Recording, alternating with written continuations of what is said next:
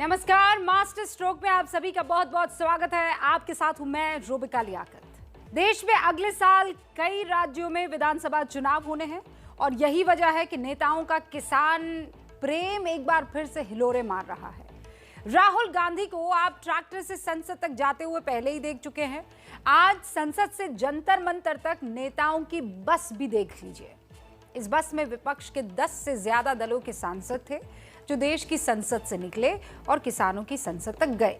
किसानों की ये संसद भवन से करीब 2 किलोमीटर जंतर मंतर पर चल रही है दूर, और पिछले कई दिनों से चल रही है।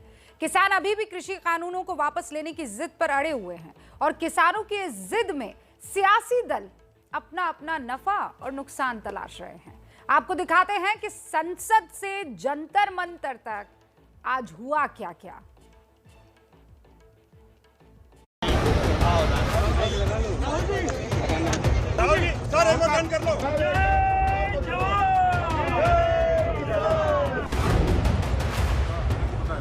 हम किसानों को, हिंदुस्तान के सब किसानों को अपना पूरा का पूरा समर्थन दे रहे हैं।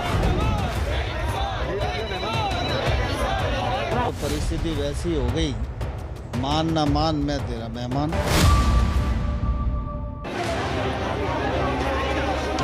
दोपहर का वक्त था और संसद भवन से कुछ दूरी पर किसानों की संसद में नजारा बिल्कुल अलग था।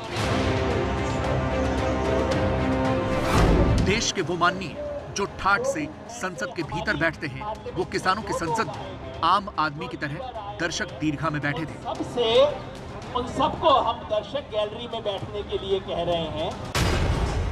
हुआ यूं कि सरकार को घेरने के लिए विपक्षी दलों ने संसद से बाहर किसानों की संसद में जाकर समर्थन देने की रणनीति बनाई और कुछ ही देरी में उसे अमली जामा भी पहना दिया। आप देखें तो यहाँ पर राहुल गांधी जो कि कांग्रेस के सांसद हैं, वो यहाँ पर जो है आप देख सकते हैं सामने सांसदों के साथ मार्च करते हुए आ रहे हैं और ये यहाँ पर बस से जो है यहाँ से जंतर मंतर जाएंगे।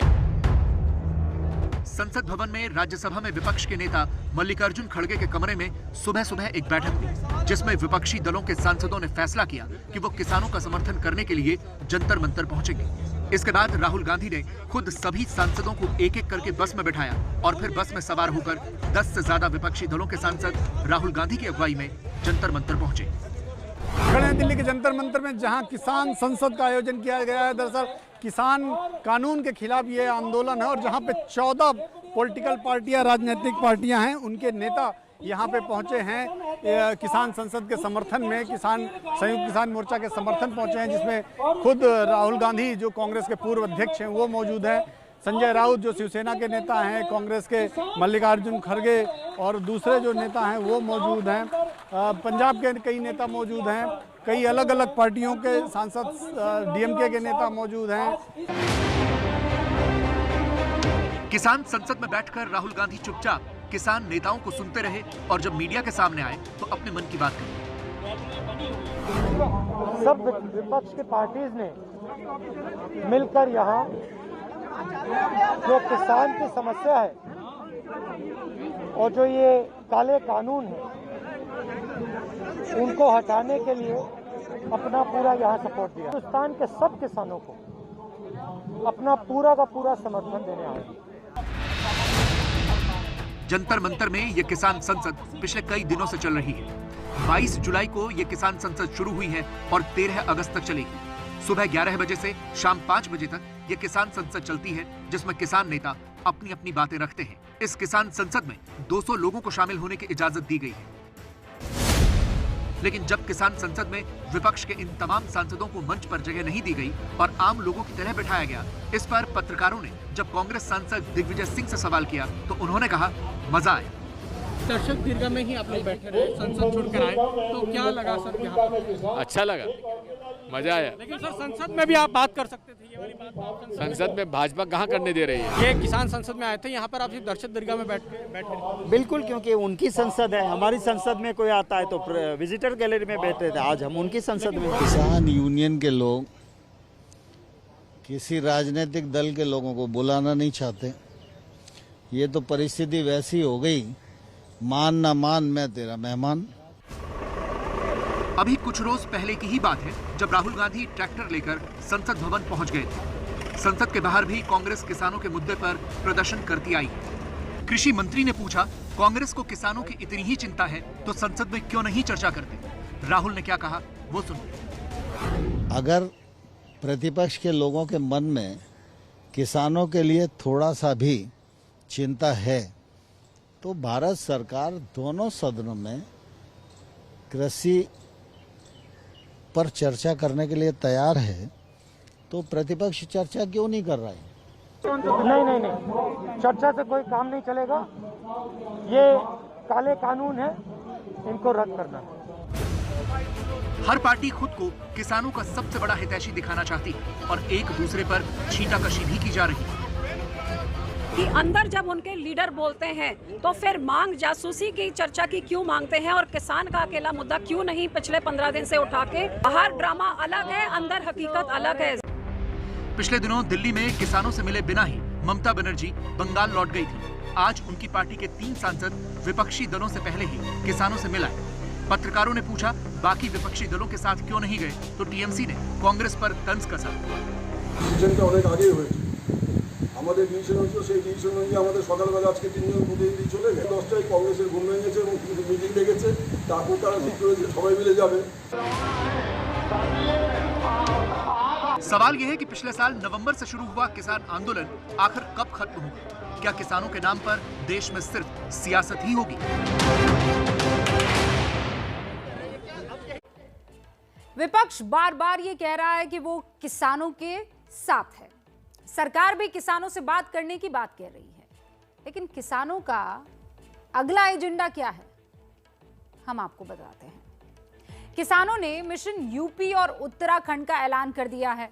किसान आंदोलन के लोग पहले ही कह चुके हैं कि वो आने वाले चुनावों के दौरान बीजेपी का विरोध करेंगे।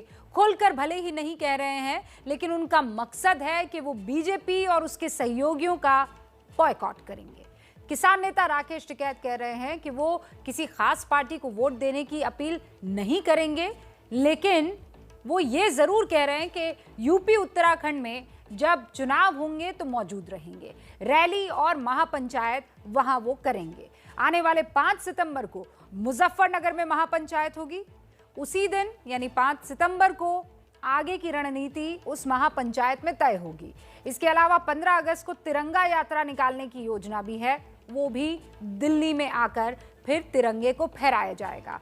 आंदोलन से जुड़े किसान अपने अपने गांव में तिरंगा फहराएंगे।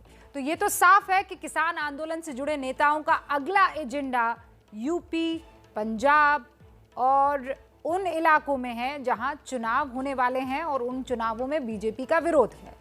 आज किसान नेता राकेश टिकैत लखनऊ पहुंचे हैं। लखनऊ में एबीपी न्यूज से खास बातचीत में उन्होंने क्या कहा, अब वो सुनिए आप।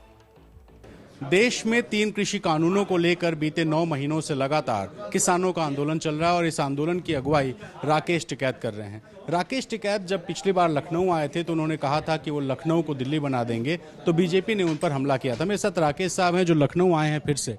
राकेश साहब, पिछली बार आप आए थे, आपने कहा था I will convert Lucknow into Delhi, यानी लखनऊ को आप दिल्ली बना देंगे, सीमाएं घेर देंगे। तो बीजेपी ने आप पे हमला किया एक कार्टून बनाकर और ये कहा कि बक्कल तार दिए जाएंगे। तो आप फिर लखनऊ पहुंचे हैं। कार्टून बनावे भैया, ये तो कार्टून से उससे देखो क्या है कि किस आदमी की क्या मानसिकता है। अगर प्रेस के लोग हैं वो कलम में अपनी पूर्ण रूप से उसका जो विचार है वो कलम से लिखता है। जो पार्टियां हैं इन्होंने अपनी जो विचारधारा है वो पूर्ण रूप से कार्टून के माध्यम से वो दर्शाई गई है। अगर उसको आप ध्यान से देखोगे तो उसमें गुंडागर्दी भी दिखाई गई है, उसमें किसानों को और आंदोलनकारियों को सड़क पे घसीट के भी दिखाया गया है। उनकी पगड़ी भी नीचे जो एक सम्मान का प्रतीक है वो भी वो दिखाया गया है, उसको भी वो करा गया है। वो सारी चीजें उस कार्टूनों में दिखाई गई है। आप तो लखनऊ पहुंचे हैं, अब आपको नहीं लगता है कि सरकार आप पे कोई कार्रवाई कर सकती है, कुछ मुकदमा दर्ज कर सकती है? किस चीज की? मेरे को आतंकवादियों के मेरे पर कार्रवाई करेगी। क्यों करेगी? लखनऊ में आना कोई अपराध है? आप लोग पहल करके सरकार से एक बातचीत करके गतिरोध को खत्म क्यों नहीं करते? नहीं, हम तो पहल कर रहे हैं। हमने उनको चिट्ठी लिखी है। हम दिल्ली के दरवाजे के बाहर बैठे हुए हैं, किसी के घर के बाहर हम बैठे हैं, भाई हम बात करना चाहते हैं। हमने चिट्ठी लिखी, अंदर पता भिजवाया हमने कि दरवाजा खोल लो, हमको बुलवाओ और हम बातचीत शुरू करो।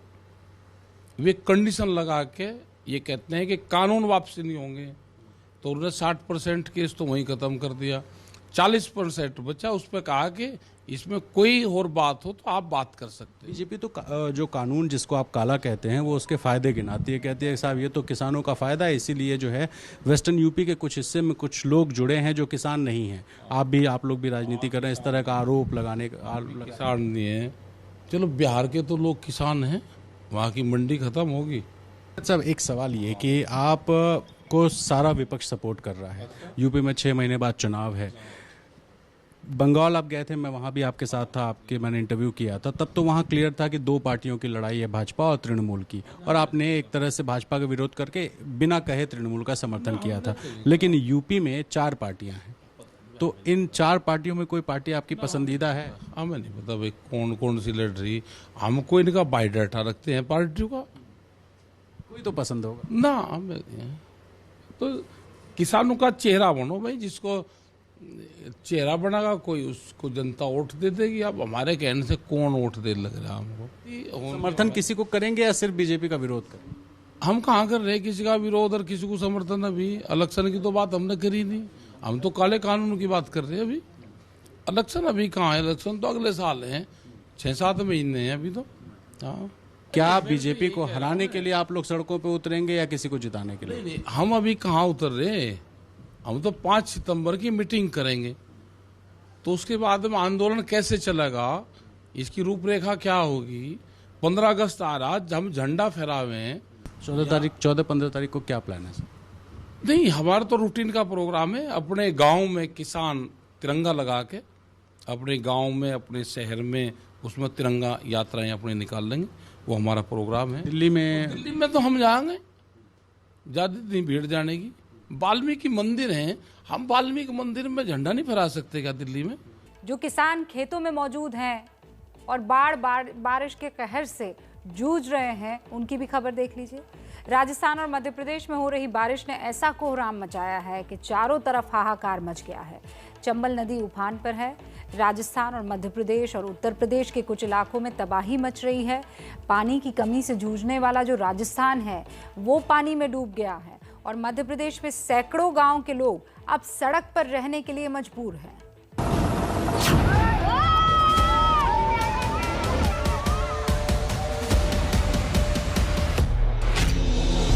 देखो इसने भारी धार में इसको रोकते ही पर ये नहीं माना। देखिए उनके मकान टूट गए, उनका मकान जैसे प्रधानमंत्री आवास योजना में राशि लेके बनवाते वो मकान बनवाएंगे सर्वे करके। कोई अधिकारी नहीं आया सर। कुछ खाना वाना दिया? कुछ नहीं दिया 3-4 दिन से। ध्यान से देख लीजिए, ये वही राजस्थान है जो पानी के भीषण संकट के लिए सुर्खियों में रहता है। लेकिन मॉनसून में हो रही बारिश ने राजस्थान की कहानी बदल कर रख दी। सबसे पहले राजस्थान के 12 की तस्वीर देखिए, जहां नदी के उफान में एक युवक बहता जा रहा है और एक कांस्टेबल उफनती नदी में युवक की जान बचाने के लिए छलांग लगा चुका है। 1 किलोमीटर तक दोनों ही नदी के इस तेज बहाव के साथ बहते रहे। लोगों की सांस अटक गई, धड़कनें बढ़ गई, लेकिन कांस्टेबल सुनील की जांबाजी ने युवक की जान बचाई।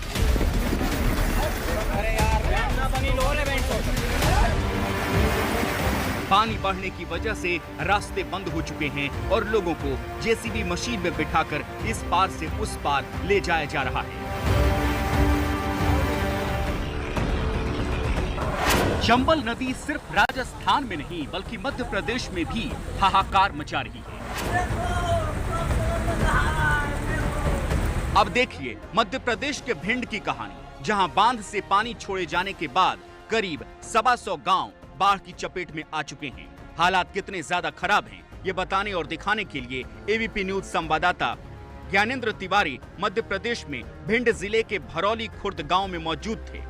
काली पॉलीथीन के नीचे ही इनका आशियाना है, ऐसे ही ये रहने के लिए मजबूर हैं। पिछले 3-4 दिनों से ये लोग रह रहे हैं और यही खाना बन रहा है। ये देखिए ट्रैक्टर के नीचे ही ये मिर्च, प्याज और आलू सब कुछ कटा हुआ है।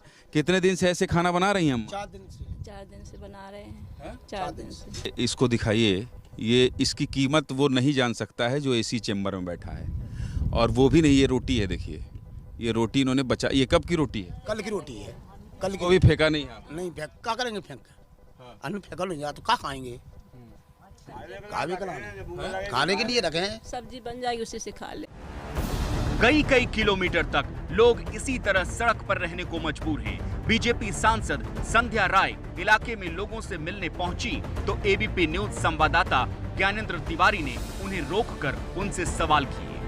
जब आप रास्ते में आ रही थी तो आपको बहुत सारे ट्रैक्टर दिखे होंगे, ट्रक दिखे होंगे, उसमें कौन लोग दिखे?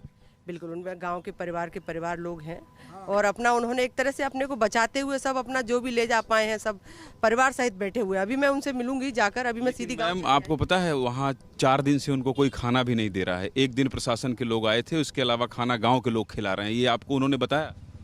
नहीं, मैं उनसे अभी मिली नहीं हूँ, लेकिन यहाँ से जाके उनसे मैं बातचीत करती हूँ। कुछ ऐसे बुजुर्ग हैं जिनके पैर में रॉड डला हुआ है, कोई डॉक्टर उनको देखने वाला नहीं है। ऐसे लोग भी ट्रैक्टर और तिरपाल के नीचे, छोटे छोटे बच्चे सड़क के नीचे सो रहे हैं। उन्होंने कुछ आपको बताया? नहीं, मैं उनसे अभी जाके मिलती हूँ और जो भी मदद शासन से मेरी तरफ से मैं बिल्कुल उनसे मिलकर बात करती हूँ। अभी एबीपी न्यूज़ से आप आश्वासन दे रही हैं कि आप उनसे मिलेंगी, उनकी बात सुन? अरे आप बिल्कुल मेरे साथ चलिए, मैं अभी उन्से मिलके उनसे चर्चा करके ही निकलूंगी, आप चिंता नहीं करिए। तो ये इलाके के सांसद का भरोसा है जो कि एबीपी न्यूज़ ने उनसे कहा, उन्होंने बताया कि आप आई हैं, आप घूम रही हैं, तो उन तक भी जाइए। जो लोग ट्रैक्टर के नीचे सो रहे हैं उन तक भी जाइए, जिनके पास 4 दिन से खाना नहीं है। और इसीलिए हम कहते हैं कि एबीपी न्यूज़ जन सरोकार की पत्रकारिता करता है। तो आप देख रहे थे हमारे जो सहयोगी हैं वो सिर्फ वहाँ पर लोगों के बयान और बाइट नहीं ले रहे थे। ये तो कैमरा पर आपने चीज़ें देखी, बाद में उन्हीं लोगों को मदद भी पहुँचा रहे थे। ये उम्मीद जगी है टोक्यो ओलंपिक्स से। टोक्यो में भले ही भारत को अभी तक सिर्फ 5 मेडल मिले हों, लेकिन लोगों के उत्साह को देखकर ऐसा लगता है जैसे इस देश में एक नई खेल क्रांति होने वाली है। हमारे देश में ये बात एक तथ्य है कि यहाँ खेल के तौर पर सिर्फ क्रिकेट की ही पूछ होती है, लेकिन टोक्यो ओलंपिक्स में ब्रॉन्ज मेडल जीतने के बाद देश में हॉकी को लेकर एक नया ही जोश देखने को मिल रहा है। और इसके साथ ही ये सवाल फिर से उठने लगा है कि इतनी ज़्यादा जनसंख्या होने के बावजूद हम ओलंपिक्स में इतने पीछे क्यों रहते हैं। इसका जवाब तलाशने के लिए हमने चीन का उदाहरण देकर एक रिपोर्ट तैयार की है। इस रिपोर्ट को देखिए और उम्मीद कीजिए कि एक दिन भारत भी खेल महाशक्ति बनेगा। अपनी बादशाहत साबित करने के लिए आज से 107 साल पहले फर्स्ट वर्ल्ड वॉर यानी प्रथम विश्व युद्ध हुआ था। लाखों सैनिकों और आम लोगों की मौत हुई, करोड़ों लोग जख्मी हुए, लेकिन नतीजा कुछ नहीं निकला। कुछ सालों बाद दूसरा विश्व युद्ध हुआ। हिटलर अपनी बादशाहत दिखाना चाहता था, लेकिन धाराशाही हुआ, बुरी तरह से हारा और फिर दुनिया 2 धड़ों में बंट गई। एक तरफ था अमेरिका और दूसरी तरफ था सोवियत यूनियन। लेकिन मौजूदा दौर में दुनिया परमाणु हथियारों के ढेर पर बैठी है। अब विश्व युद्ध हुआ तो दुनिया का विनाश तय है, इसीलिए कोई युद्ध नहीं चाहता है। तो फिर ये कैसे तय हो कि दुनिया का बादशाह कौन है? ये कैसे तय हो कि दुनिया में कौन है महाशक्ति? आधुनिक दुनिया में इन सवालों का जवाब ओलंपिक्स तय कर रहे हैं। अब ओलंपिक्स से ये निर्धारण हो रहा है कि दुनिया की महाशक्ति कौन है। टोक्यो ओलंपिक्स की इस मेडल टैली पर नजर डालिए, आपको सबसे ऊपर वही देश मिलेंगे जो दुनिया की महाशक्तियां हैं। चीन, अमेरिका, जापान, ब्रिटेन और रूस। टॉप 5 में से 4 देश वो हैं जो संयुक्त राष्ट्र सुरक्षा परिषद के सदस्य हैं।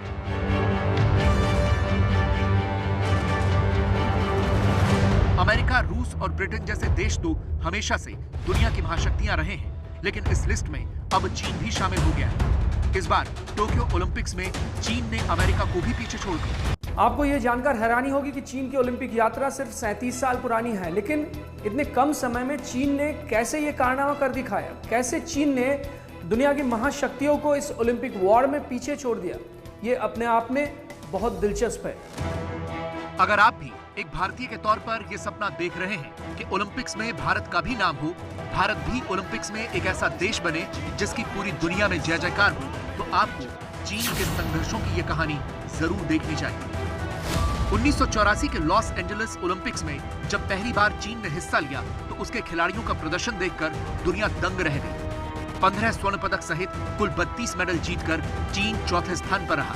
चीन ने खेलों की ताकत को समझा क्योंकि खेल एक बड़े राजनीतिक हथियार के तौर पर इस्तेमाल होते रहे हैं। इसके बाद चीन ने अपने देश में खेलों के हालात सुधारने पर जोर लगाया। चीन में विश्व स्तरीय एथलीट तैयार करने की प्रक्रिया बचपन से ही शुरू हो जाती है। कुछ महीनों पहले चीन का ये वीडियो खूब वायरल हुआ था, जिसमें एक छोटी सी बच्ची रो रही है और उसे लगातार टेबल टेनिस की बहुत टफ ट्रेनिंग दी जा रही है। चीन में बच्चों की ट्रेनिंग ऐसी ही होती है, उन्हें छोटी सी उम्र में स्पोर्ट में डाल दिया जाता है।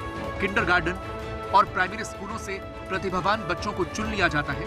चुने गए बच्चों की प्रतिभा को निखारने और ट्रेनिंग के सभी खर्च सरकार उठाती है। आपको जानकर हैरानी होगी कि भारत में सरकार की तरफ से एक व्यक्ति पर खेल में 3 पैसे खर्च किए जाते हैं, जबकि दूसरी तरफ चीन अपने एक व्यक्ति पर रोजाना खेल में 6 रुपए 10 पैसे खर्च करता है, यानी भारत से 200 गुना ज्यादा। इसीलिए चीन को इसका फायदा भी दिख रहा है। लेकिन चीन ने यह कारनामा कैसे किया? चीन ऐसा क्या करता है कि उसे इतने ज्यादा मेडल्स मिल रहे हैं? चीन के 3 lakh athlete 150 special sports camp में ट्रेनिंग लेते हैं। इनमें चीन के 96% नेशनल चैंपियन भी शामिल होते हैं। यूनान प्रांत की राजधानी खुनमिंग में हैगन स्पोर्ट्स ट्रेनिंग बेस चीन का सबसे बड़ा ट्रेनिंग कैंप है। इसके अलावा पूरे देश में 3000 स्पोर्ट्स स्कूल हैं जो टैलेंट की पहचान और उनके पोषण का जिम्मा संभालते हैं। इन स्पोर्ट्स स्कूल में कम उम्र के बच्चे बेहद कड़ी ट्रेनिंग से गुजरते हैं। इस तकलीफ को सहकर ही वो चैंपियन बनने की कला सीखते हैं। लेकिन मेडल जीतने के लिए चीन ने बड़ी चालाकी से एक और रणनीति अपनाई। जैसे उसने सिर्फ कुछ खेलों पर फोकस किया, खास तौर पर उन खेलों को चुना जिनमें मेडल्स काफी हैं और उन पर दुनिया के बड़े देशों का ध्यान नहीं।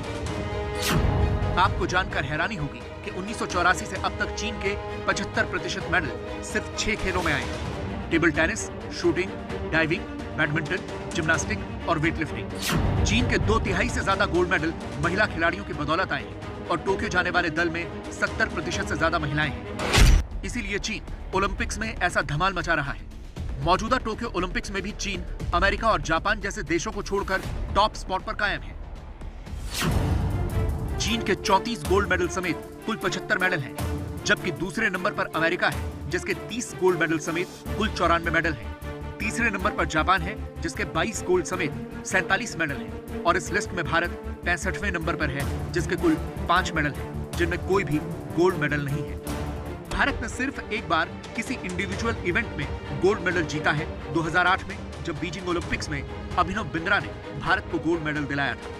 तब से भारत गोल्ड मेडल का इंतजार कर ही रहा है।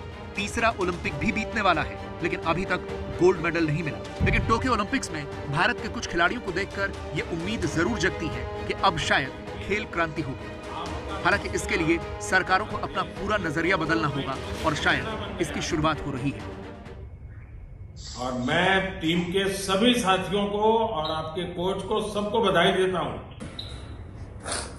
Thank you sir, thanks a lot. आपने इतना इनकरेज किया हमारी टीम को, so thank you so much. और निराश बिल्कुल नहीं होना है। अच्छा, मैं देख रहा था नवनीत की आंख पर कुछ चोट आई है। हाँ जी, कल उसको चोट आई थी, उसको 4 स्टिचेस लगे हैं। तो अरे बाप रे। Sir thank you so much. आप लोग रोना बंद कीजिए। मेरे तक आवाज आ रही है। देखिए, देश आज आपका पर गर्व कर रहा है। बिल्कुल निराश नहीं होना है। और कितने दशकों के बाद हॉकी भारत की पहचान फिर से एक बार पुनर्जीवित हो। खेलों के प्रति ईमानदारी, इन खेलों के लिए दिन रात एक कर देना, ये सिर्फ इन खिलाड़ियों ने किया है। लेकिन मेडल गोल्ड वाला ना लाकर भी इन्होंने हम सबको यानी पूरे देश को जोड़कर सबसे बड़ी जीत ला दी है। इसीलिए हम कह रहे हैं आगे खेल क्रांति हो। अब तक 5 मेडल भारत की झोली में आ चुके हैं और कल ही 3 और मेडल के लिए भारत मजबूत दावेदारी पेश करने जा रहा है। इनमें अगर 2 मेडल भी भारत की झोली में आए तो भारत एक नया रिकॉर्ड बना लेगा। और इन मुकाबलों में सबसे खास है ओलंपिक के मंच पर भारत और पाकिस्तान का मुकाबला। टोक्यो ओलंपिक के मंच पर ये हिंदुस्तान के जय की तस्वीरें हैं, जो एहसास कराती हैं कि भारत अब दुनिया की खेल महाशक्ति बनने की ओर तेजी से बढ़ रहा है। अभी टोक्यो ओलंपिक का सफर जारी है और अब एक बेहद रोमांचक मुकाबला होने वाला है। ये मुकाबला है भारत और पाकिस्तान का।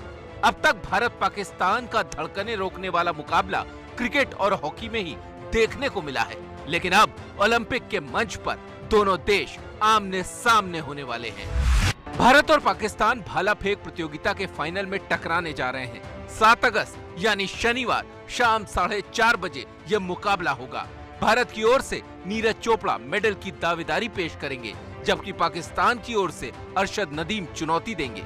वैसे भाला फेंक प्रतियोगिता के फाइनल में कुल 12 खिलाड़ी जोर लगाएंगे।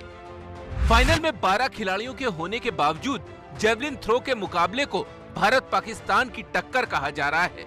इसकी वजह क्वालिफिकेशन राउंड में इन दोनों खिलाड़ियों का प्रदर्शन है। क्वालिफिकेशन राउंड के ग्रुप ए में नीरज चोपड़ा ने टॉप किया। उन्होंने 86.65 मीटर भाला फेंक कर फाइनल में जगह बनाई, जबकि ग्रुप बी में अरशद नदीम ने टॉप किया और 85.16 मीटर भाला फेंक कर फाइनल में पहुंचे।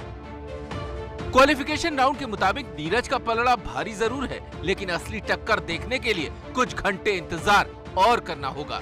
नीरज के साथ साथ गोल्फ के मैदान से अदिति अशोक ने भारत की उम्मीदें काफी बढ़ाई हैं, क्योंकि अदिति तीसरे राउंड का खेल खत्म होने तक दूसरे नंबर पर है। गोल्फ का खेल 4 राउंड का होता है और आखिरी राउंड 7 अगस्त को होना है। शनिवार को तेज बारिश की आशंका है। अगर बारिश हुई तो 3 राउंड के आधार पर ही नतीजे घोषित होंगे और इस सूरत में अदिति सिल्वर मेडल पर कब्जा कर सकती हैं। सब कुछ अच्छा रहा तो 7 अगस्त भारत की झोली में 3-3 मेडल दिलाने वाली तारीख बन सकती है। नीरज और अदिति के साथ साथ 65 किलोग्राम फ्री स्टाइल कुश्ती में बजरंग पुनिया का मौका अब तक बरकरार है। सेमीफाइनल में अजरबैजान के पहलवान से हारने के बाद बजरंग पुनिया अब ब्रॉन्ज के लिए चुनौती पेश करेंगे। ब्रॉन्ज मेडल के लिए उनका मुकाबला 7 अगस्त को रूस ओलंपिक कमेटी के गाजी मुराद राशिदोव से होगा। टोक्यो ओलंपिक से अब तक भारत की झोली में 5 मेडल आ चुके हैं।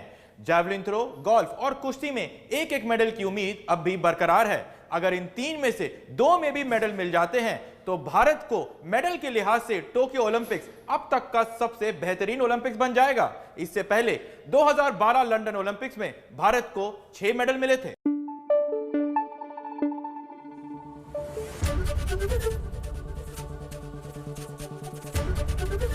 एबीपी न्यूज आपको रखे आगे।